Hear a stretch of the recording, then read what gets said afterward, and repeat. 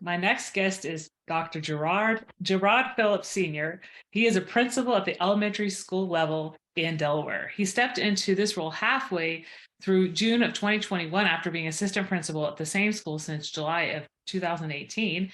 And in early February of this current year, 2023, he accepted the role of principal at his current school, David E. Robinson Elementary in Magnolia, Delaware. Jerod is passionate about developing positive public relations between the district, school students, parents, and the overall community. Welcome to the podcast, Jerod. Greetings. I'm glad to be here. I'm glad to be here. Thank you for having me on. Yeah, so we both have podcasts on the Teach Better Podcast Network, and we'll talk a little bit about your podcast, the Squad Builder podcast, later on. And we are all already connected earlier. In this school year, we got connected through the Better Leaders, Better School Mastermind as well. So I want to start off with asking you about a time you were in the trenches and managed to crawl out.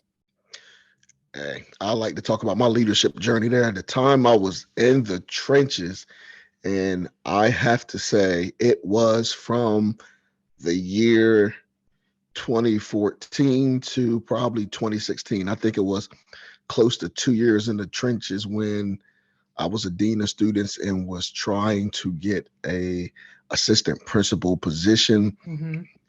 I was applying to everywhere in my state. I think um, I got it written down somewhere, but I think in a 2 year time span, I think I applied to 95 positions, ended up with about 15 interviews out of that to get Mm, one job. And it was tough knowing that day in and day out, I was doing the things to try to grow.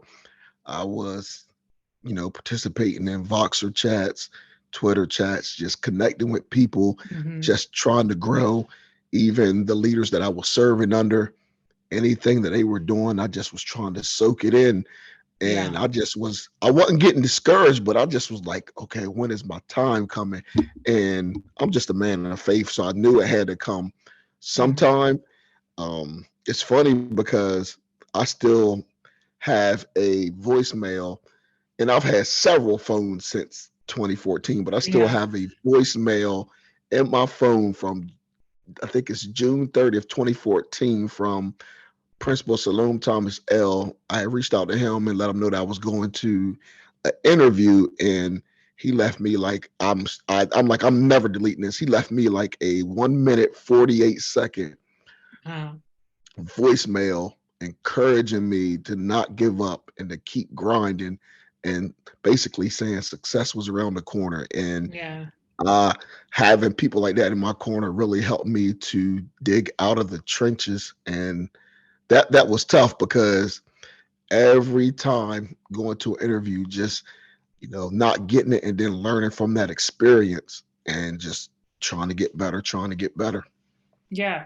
And I don't think that's talked about enough. Like I've been in that trench as well. And I highlighted a guest that I wrote about in my book as well, Tyson Garden, who took as long as me to even get a leadership job in the first place. But, a few other guests I've had as well as you, it's like, it's a lot of us have applied like a ton of times, right? And had Ton of many times. interviews. And that's like, for those listening that are looking for leadership jobs or doing a licensure program to become a principal, it's like, it's about resilience. It's about like, getting knocked down and getting back up, right?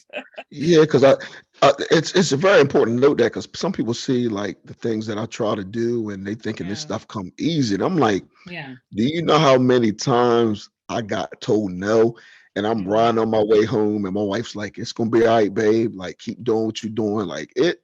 So when I see people that get like 5 interviews and then get one job, Yeah. kudos to you, because that was not my journey. Like Yeah. that was not. And I'm thankful for being in the trenches because it has really helped me to not take anything for granted. So everything that I do day in and day out, walking into a school, I take seriously.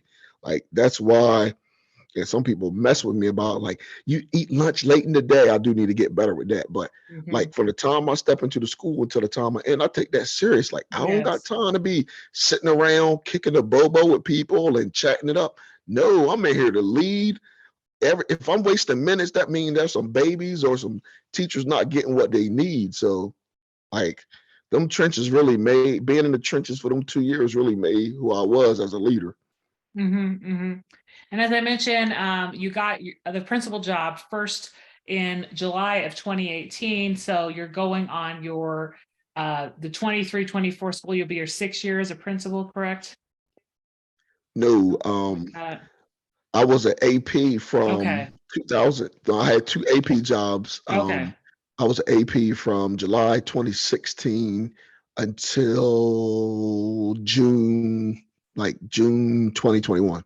Okay. So Okay. So you're now on your second principal job, but yeah, you'll be like going three into the years. fourth year Yep. as a principal. Okay. Yep. Okay. And then I wanted to also ask, because we both have doctorates from Capella, and you finished about 6 months after I did. So you weren't in the same cohort, but Mhm. you did the same. So did you do the EDD or Yeah, the I did it. PhD? Yep. Now I did the Okay. EDD. Okay. And so what did you focus on for your capstone? Oh, I focused on improving professional development by incorporating teacher voice. Hmm. So, what I did was I did some action research. I had about 7 or 8 teachers that really dug into the work with me. I looked at the professional development that teachers were getting through their district, whether it be like PD Hmm. days, weekly PLCs, and then I compared it to those same teachers getting involved with some Twitter chats and some Voxer chats and seeing like, which one of them helped them grow or they feel like they had more voice in what they was learning. Hmm. Hmm. Because I'm And like that's one of my passions. I'm real big on educators stepping outside of just what your different district offers. hmm. Hmm. Like I think that helps you become a more well-rounded educator and leader. So I'm curious to see, because you can just kind of browse Twitter chats easily, but for Voxer, I've been a member of some different groups on Voxer, and I don't tend to look at it as often as I should. Yeah, I Now haven't that like the I haven't Teach been on Better Voxer like I Podcast used to. Network is on Circle now, but like, how do you become a member when you were doing your research? Did you become a member of these Voxer groups and then use some of the information from these groups? How did you kind of like gather your research that way? So I was already a member of certain groups, Hmm. but I was an assistant principal at the time. By me being an assistant principal, the teachers definitely were not going to be in the same groups I was in because a lot of the stuff I Hmm. was in was geared more towards leadership.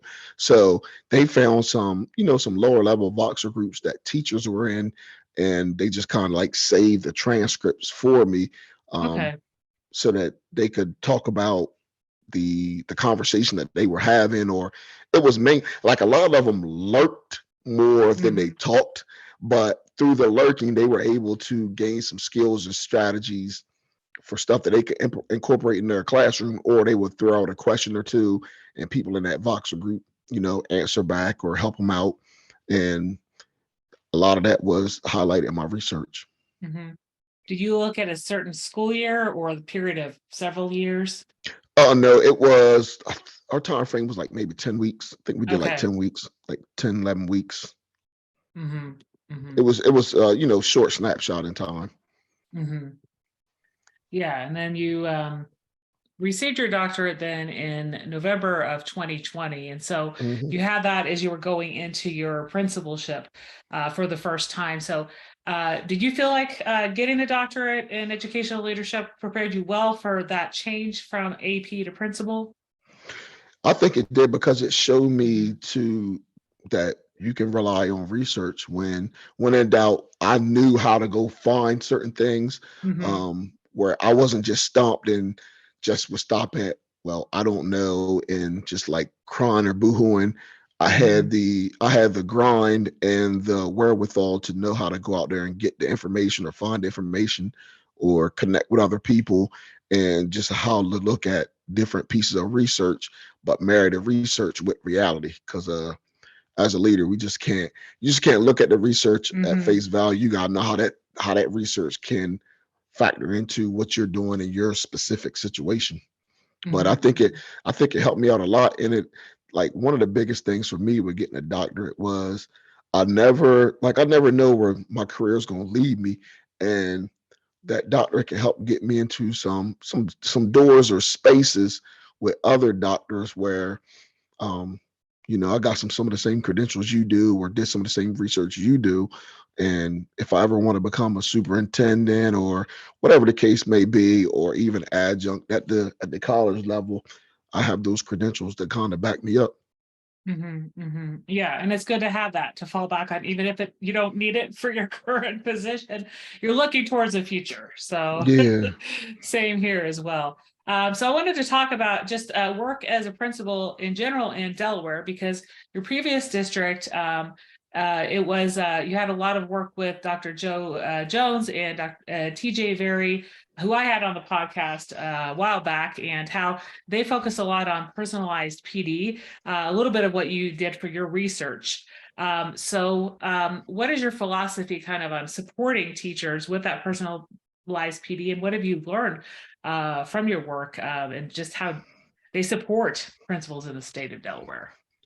So, with the personalized PD, I kind of like, I don't like preach it to everybody. Yeah. I feel people out, and those that I see that really want to get after it like that, then that's when Mm-hmm. we start having them conversations. I start throwing them some nuggets.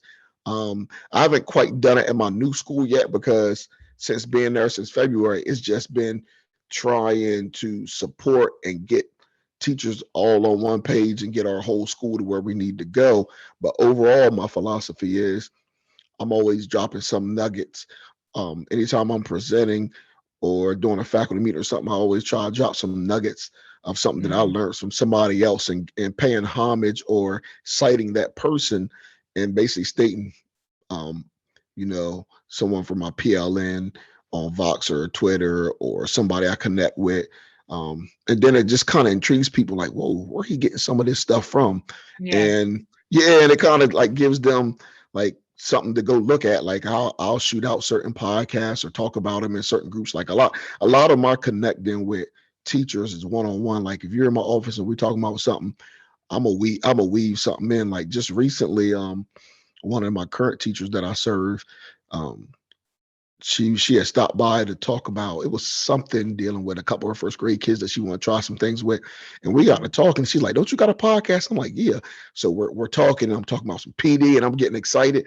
And then she just drops like, "Okay, you might need to connect with a member of my family." And she told me one of her Mm-hmm. family members Mm-hmm. out in a different state that has a podcast. So like that was a connection there. So that really helped my professional relationship with her. Like, okay, she she's connected with somebody that does some outside of the box stuff. So, Mm-hmm. just dropping those seeds.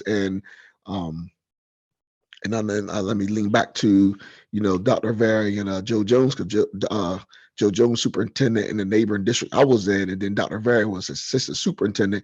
So it was great to they do what's called, oh, why am I look, it's getting late and I'm drawing a blank on their PD, but it was like once or twice a Schoolhouse month. 302, is that? Yeah, they got Schoolhouse Yeah. 302, but Yeah. it's another platform that they would do, like maybe once or twice a month, and a lot of like newer leaders will get Mm-hmm. on there as a part of the program. But I always will go on there to support them, because I'm like, these are two people from my Yeah. state that's really really trying to do it big and think outside the box, and put enough in the atmosphere of personalized PD, something different from what their districts are offering, to help aspiring leaders and educators in the state. So I always jumped on there to support them. And I always liked the guests that they would have. And I got some free books out the deal. Sometimes they always raffle off books. They always raffle off books at the end, and I'm a geek on stuff like that. So Yeah. they really promote different ways of looking at different aspects in education, and they promote, hey, step outside the box and go learn something new. And it's all going to help you grow. But at the end, it's about kids going to the next level. And Mm-hmm. if you're going to Mm-hmm. the next level, you can take kids with you. So their work, Yeah. along with, because they do a lot of work with another Delaware Mm-hmm. educator, Principal L too. Yeah. So all three of them, like I dig into their work, because they're all about learning and growing. Yeah.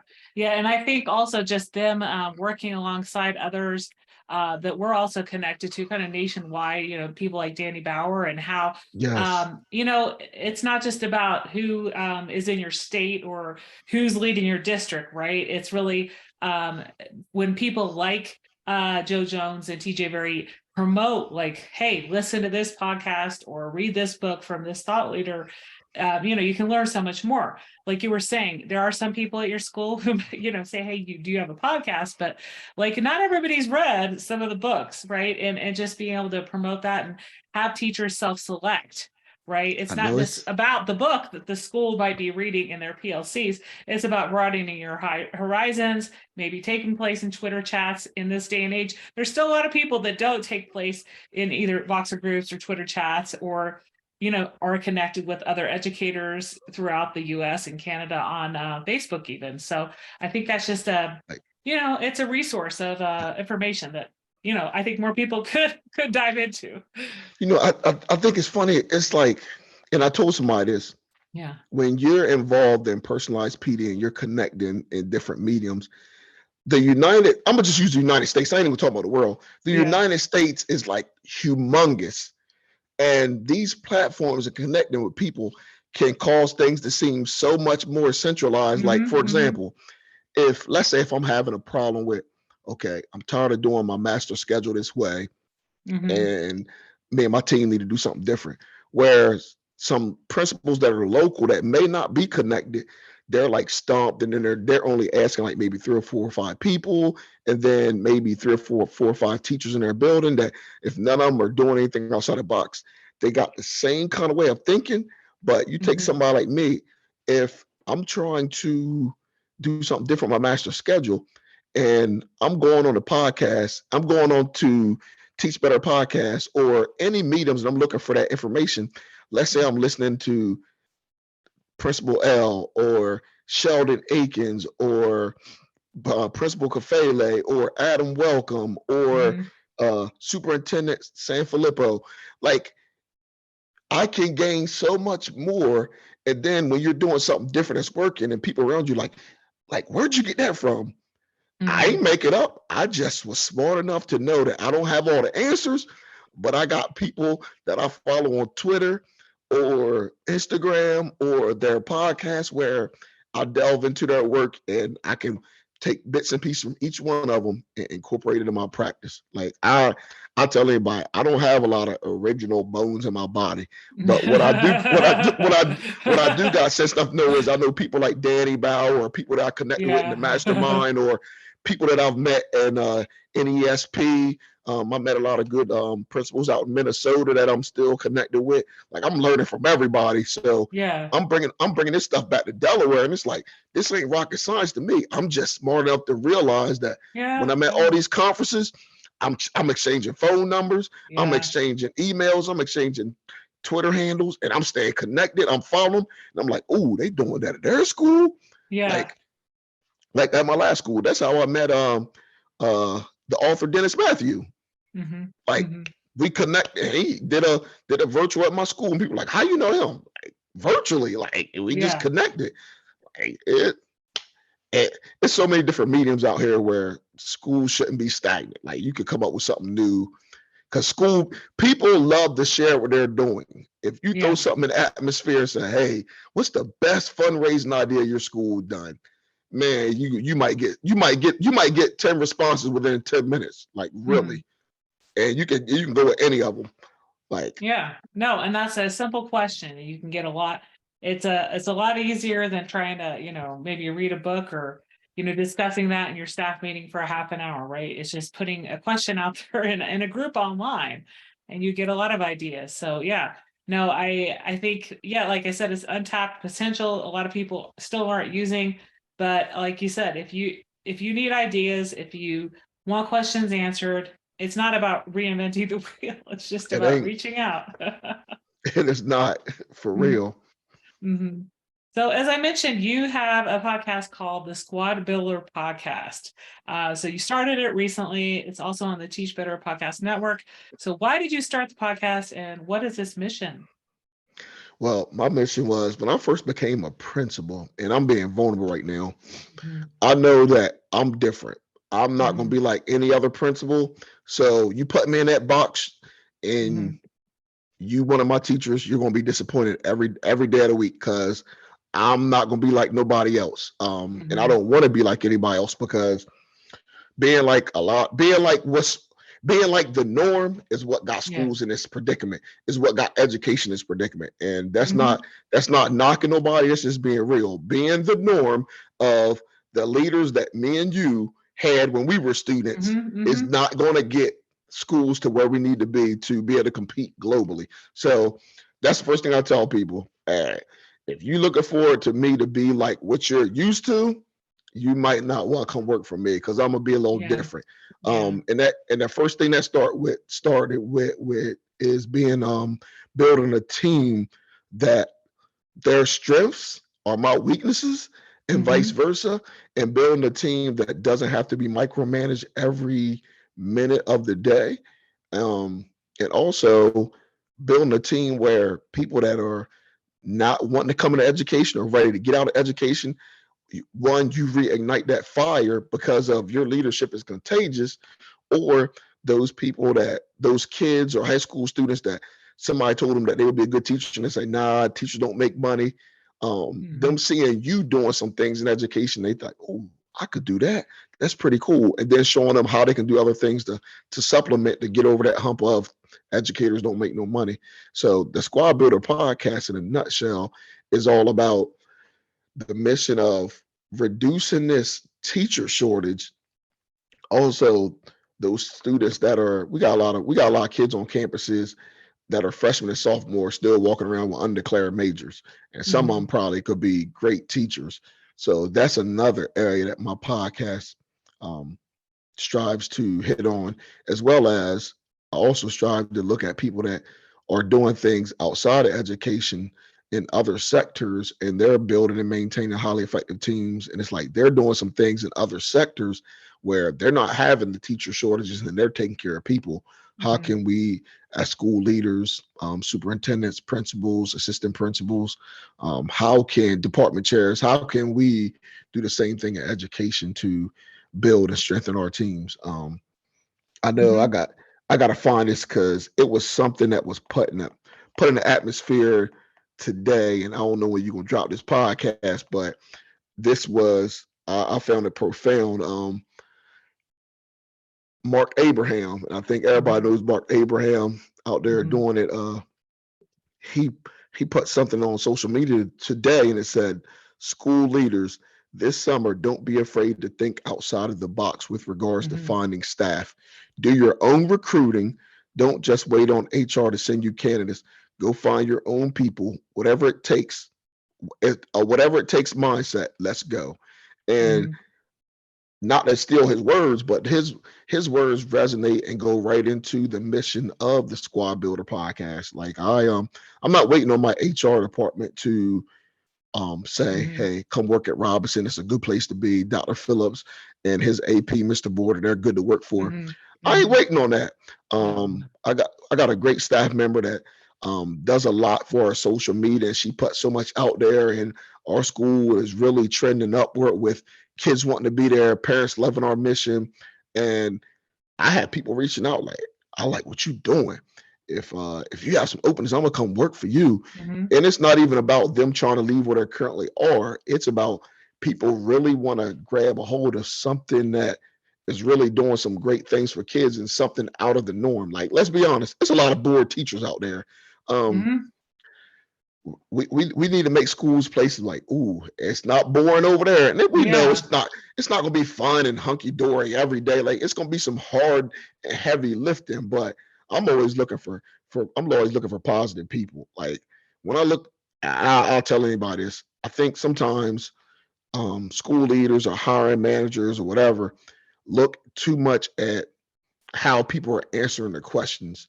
Mhm. Like some people just know how to interview, but are those people the best people that we need to be putting in front of your kids, or the best people that are going to click with the personalities of their leaders? Because I'll tell you right now, there are some people that interview very, very well, but if you're an educator and you need your principal to lay out X, Y, and Z on a daily basis, Hmm. or you can't think on your feet, I'm not a person to work for. I'm just a realist. Like, and I'm not the leader to work for if whining or complaining you think is going to get you your way. Because Hmm. me and my AP, once we're locked in on a mission and a vision, and the kids are at the center of it, that whining and complaining gotta go. Like Yeah. I don't do all that whining, gossiping, complaint like that type of environment.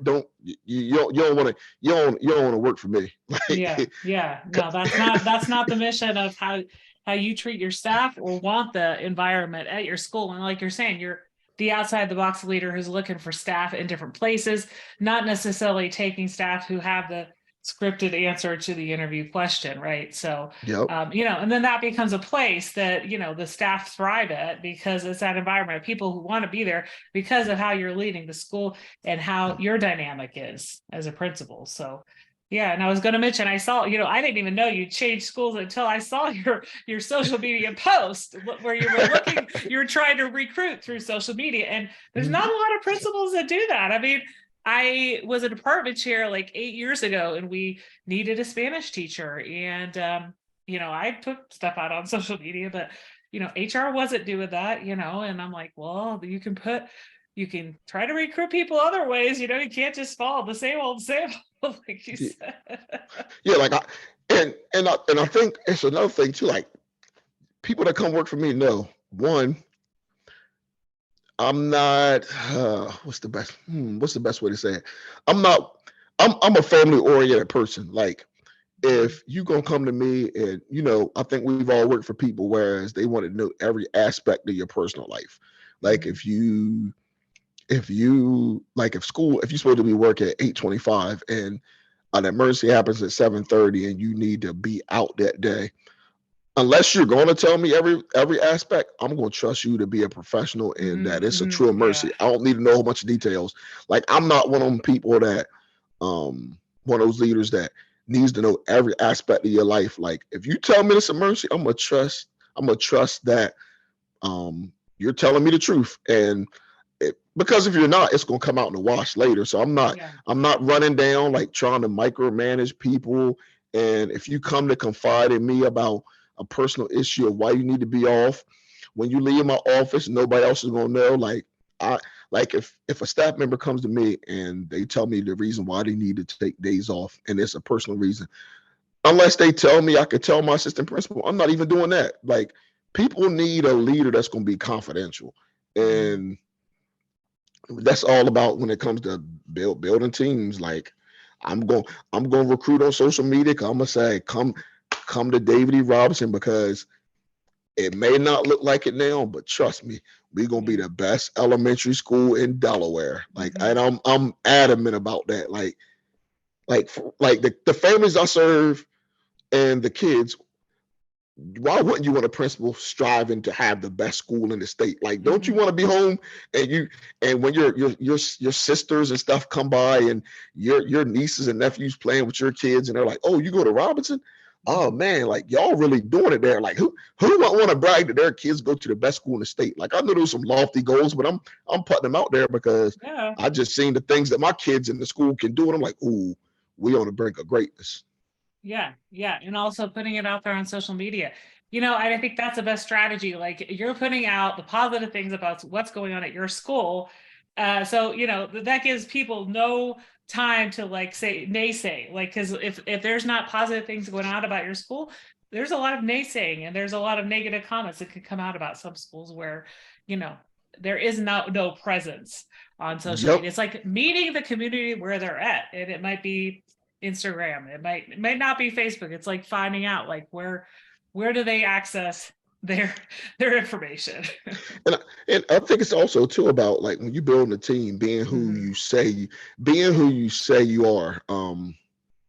Like that's huge, and that's from the Hmm. leader standpoint and the teacher standpoint. So, the Squad Builder podcast, we're gonna be going in so many different ways and having so many different people on. Hmm. Because every guest I've had so far, I'm learning and growing from them, and like every guest is something I've been able to take from them and incorporate into my practice. So like I said, Mhm.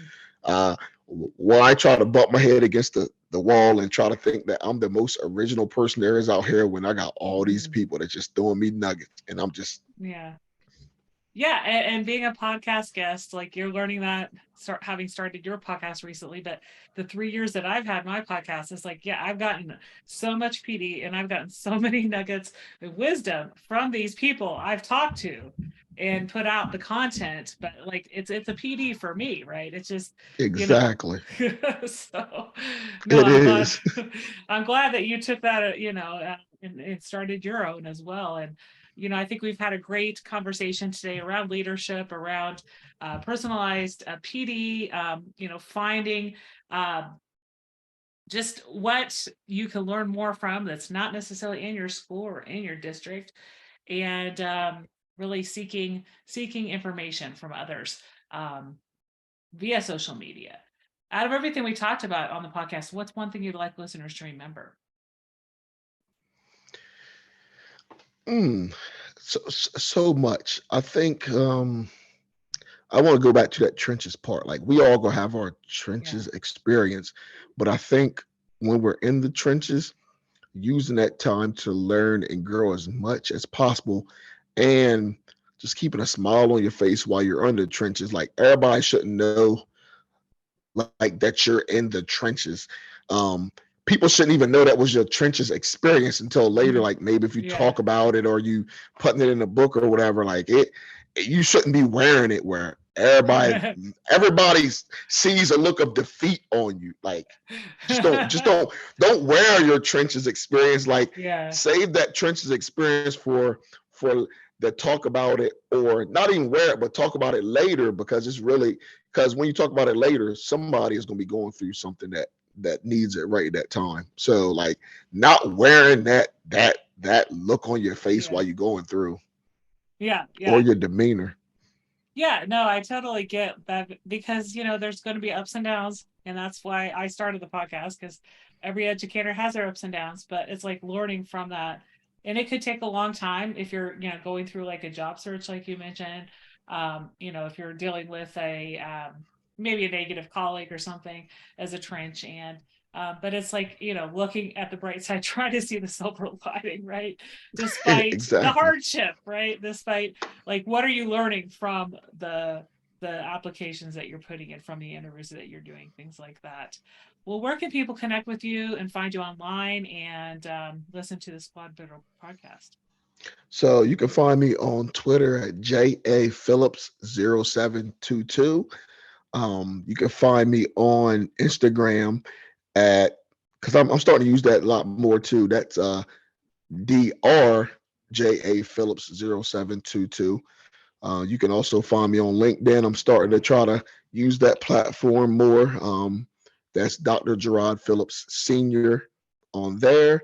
Of course, on Facebook, you can look me up as Jerod Phillips, and you can find me on there. You'll see um, the same headshot, same profile pics. So that way you know who it is. Those are the main platforms that I'm really trying to be found on, and of course, subscribe and listen to the Squad Builder podcast, and not just that, just look at all the different podcasts on the Teach Better podcast network. Like you can stay on that page and have PD for days. Like Yeah. it's like if you don't want, if even if you don't listen to the radio, like you could just pull that up and just like I recommend all of them. So like just find me on the Teach Better network and listen to this platform, this podcast, as well as mine. Yeah. Yeah. And that's like, I was just thinking back because there's like 40 different podcasts on the Teach Better Network. And I was thinking back to a few days, about 6, 7 weeks ago, we had some testing days. So I had a lot of office time to complete work, and I like to listen to podcasts while I'm working. And usually, like, I'll get in like the Principal Cafele, Saturday morning thing. Like Yes. takes a couple days during the week to listen that. But like those few days where I was like mostly at my desk, there was a lot of listening to podcasts on the Teach Better Network. Because, like you said, you can listen for days. There's so many episodes and so many podcasts that are great to Yeah, hear on there. it's funny you said that about Principal Kafele's Saturdays, because I don't know anybody that, if you listen to Principal Kafele enough, Mhm. you're going to gain so many nuggets that you're going to end up walking into some type of job. Like, you just, Uh-huh. because it's going to become if you really take in the stuff that he really puts out there, and you just like, even if you're in the classroom and you're like, okay, I Mhm. want to be AP, even if it takes you 2-3 years, if you're listening to that podcast on the regular, his platforms on the regular, and you're incorporating them things even inside of your classroom or in informal leadership ways in your school, you're gonna get a job over somebody else that's not doing that. Mhm. I can guarantee you that. Mhm, mhm. Yeah. Yeah, and it's just a pleasure to hear him talk to other leaders and hear from their voices on equity and just things that are going on in the education today. So I've had a few of his guests on my podcast as well. Well, it's been great That's talking to you awesome. today. And I hope to connect again soon. And I'll definitely put the links out there in the show notes for your podcast and your links for social media. Have a great rest of your evening. You too.